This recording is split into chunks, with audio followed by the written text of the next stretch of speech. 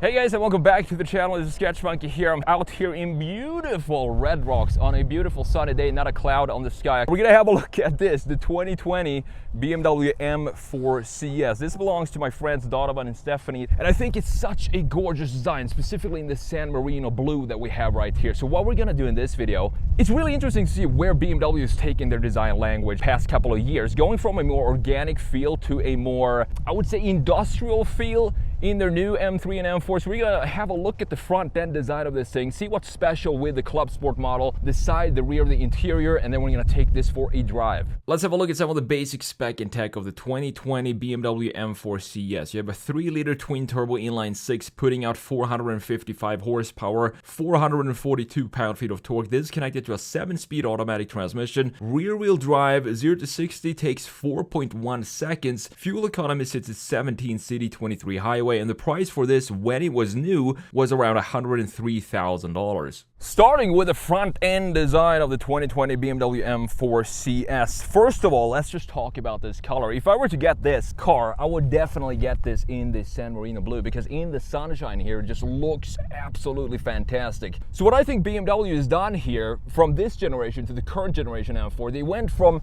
more of a structured, more traditional layout of the graphics in the front end, a more horizontal layout as well, to a more, I would say, industrial and vertical layout, specifically when you have a look at these grills here, for example. I love that we have a clear separation between the lower section and the classic 3 intakes in the lower bumper right here, to a separation with the bumper, and then we have the upper BMW angry face with the horizontally laid out kidneys and also the headlights right here. To me, if I were to choose between this and the new M4 when it comes to pure styling, they have two completely different design philosophies. The new M4 and M3, they have grown on me a lot since they first came out, but this looks more organic and more natural, have more connection to the older BMW. So for me, I would go for this generation of the M4. Couple of things that makes the M4 CS special is I love this hood design that we have here with this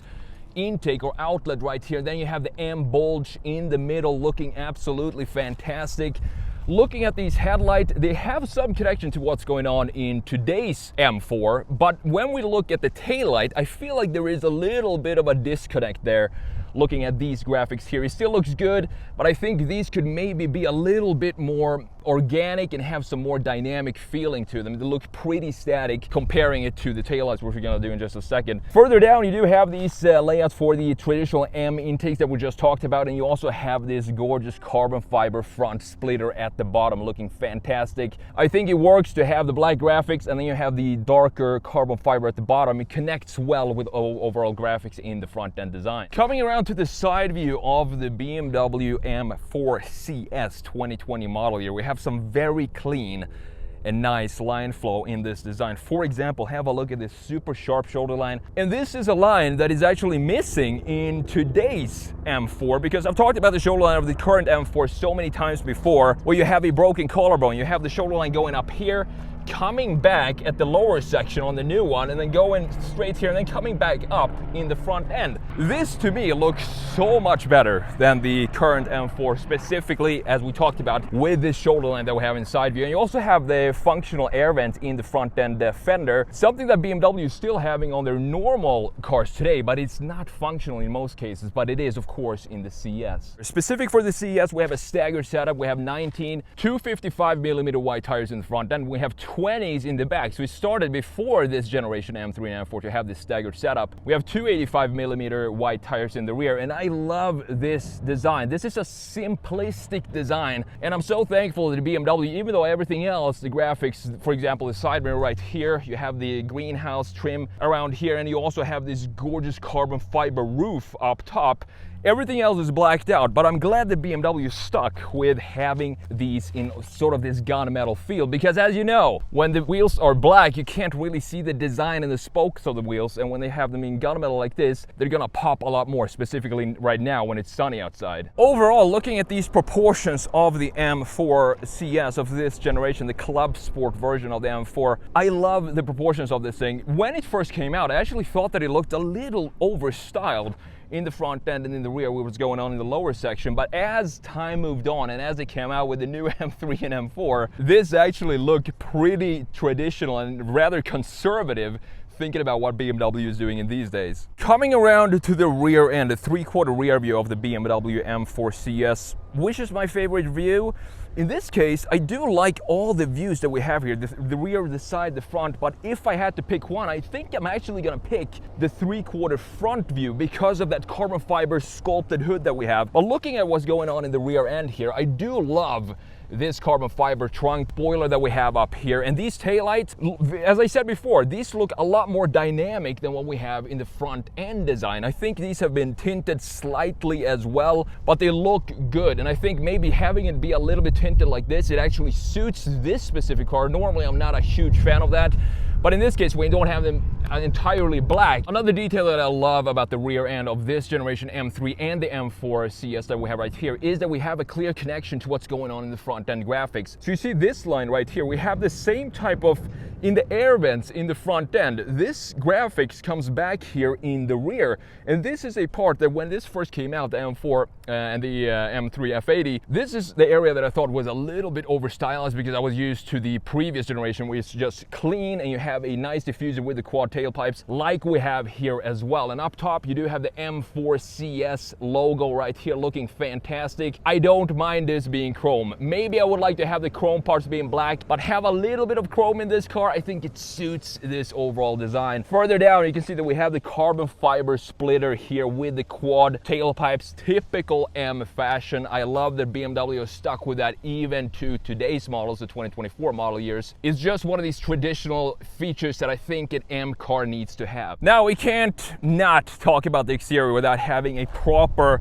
straight rear view of the M4 CS, because what BMW has been doing very well for a very long time is they know how to squat the car down and plant the car visually on the ground, and they do it so well with this generation M cars because of the wider rear fenders. You can see just it looks like a sumo wrestler sitting down. That's one detail that I think BMW still do very well today with the new M4 and M3, but in this case with the more organic shapes, I just think it looks absolutely fantastic.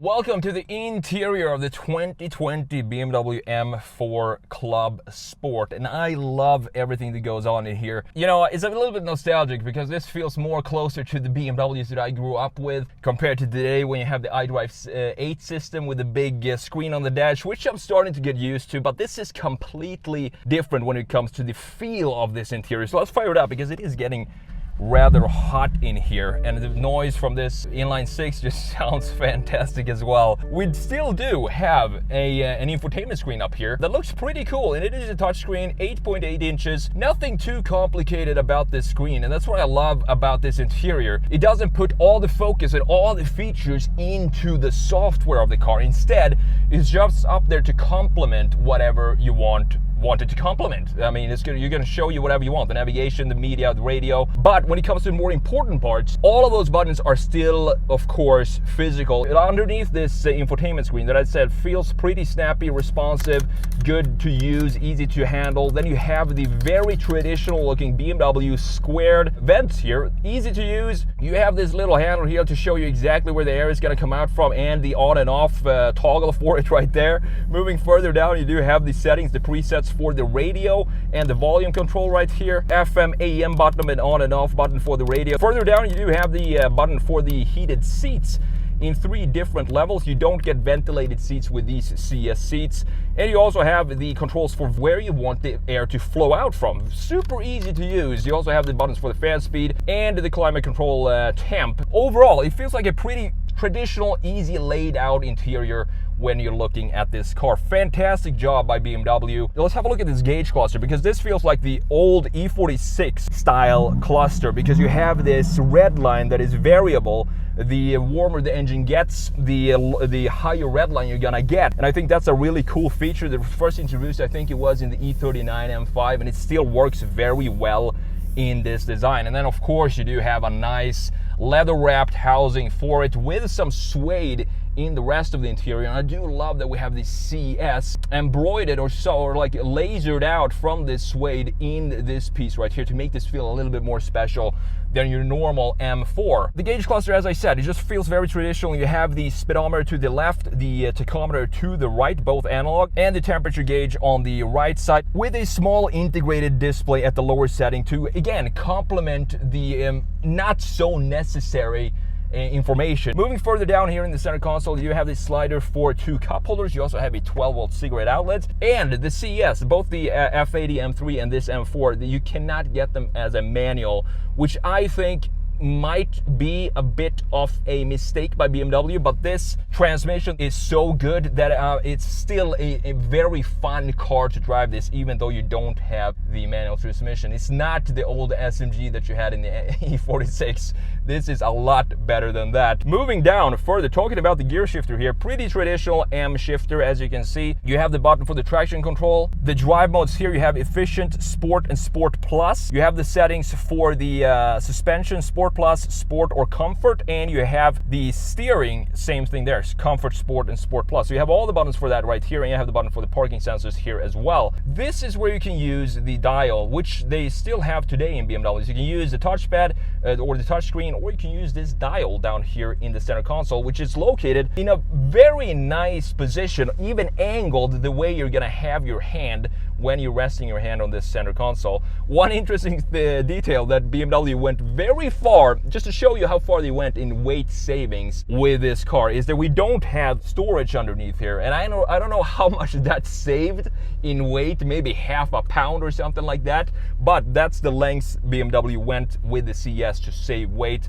And looking at these doors, you also have this straps to close the door, so you don't even have any design really on the door panels. They still look very functional, very simplistic, and I do like that we have cars like this coming out from the factory where you can tell that they really put in the effort to make this a proper lightweight car. Looking up top, of course, we don't have a sunroof since we do have the carbon fiber roof, which is a lot better. Moving on to the steering wheel here, looks very nice. It has the same suede like we have right here, wrapping all around the steering wheel. I do like that we have the M stitching on the inside of this wheel, and you have the paddles, of course, this being the automatic transmission. On the right side, you have the controls for the radio and the voice commands, and on the left side, you have the customizable M1 and M2 buttons, and also some controls for the cruise control settings. Looking at these seats, perfectly sculpted seats. I love the design of these things, and I do like that we have the M4 badge in the backrest with the M colors in the headrest. It's just a gorgeous seat, and you also have holes through them, so it looks very cool. And I think this also has a lot to do with saving weight, because you don't really need any support in this area, so why not just carve out the seats and have them be hollow like this? I think it looks very nice. With the leather, you have some perforations in the middle, and you have the suede on the sides. Last but not least, we do have, even though we don't have a compartment for the armrest, we do have a glove box here, which is pretty big for this type of vehicle.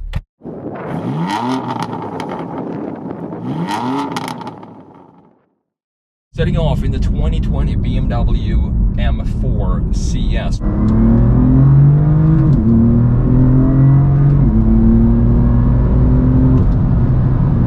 What do we have under the hood? We have an inline-six 3-liter twin turbocharged engine with 453 horsepower. 0 to 60 in this thing, 3.7 seconds. So I have everything set in Sport Plus, the suspension, the steering. So it should be in its most aggressive setting here. So it's gonna be interesting to see how this feels. Let's pop it into manual. All right, so we're in first gear. No one behind us. Really no one in front of us, so let's floor it in, so let's see what it's got.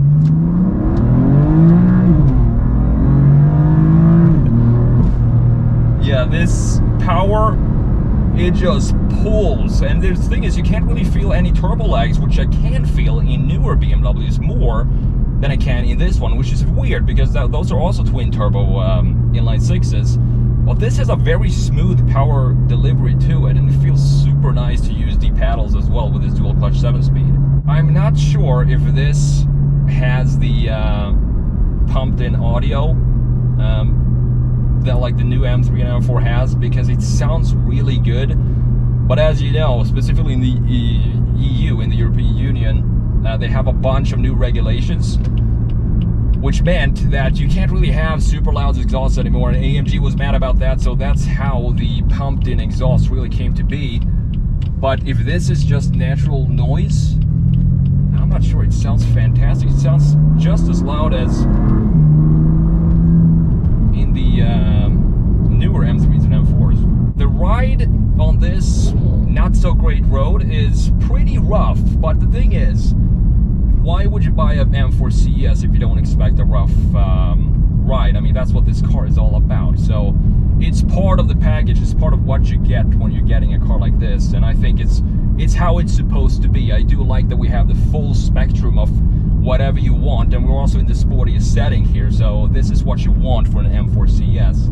I kind of miss this layout that we have in the gauge cluster. As you know, we have the iDrive 8 now, which is a big screen, which is fine. As I said, I'm getting used to it, but just having these analog clusters, specifically with that variable red line that we have, just brings me back to the E39 M5 and the E46 M3. This steering wheel as well is one of these fat old BMW M steering wheels. I like that it's wrapped in the suede finish. It just feels fantastic, very grippy, and it's thicker where you want it to be thick. And you also have this gorgeous M stitching on the inside, looking fantastic.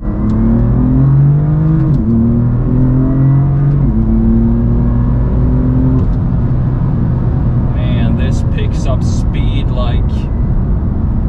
Oh, I just love these inline 6 edges that BMW is using for pretty much every single M car except for the big ones.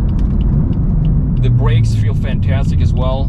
Not sure if these are carbon ceramic. No carbon ceramics on this, but it still feels fantastic.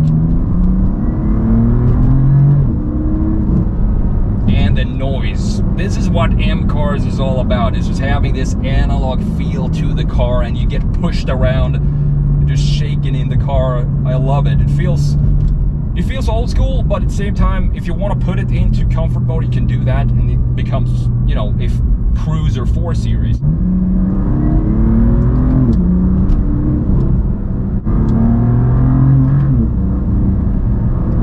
The grip is amazing too.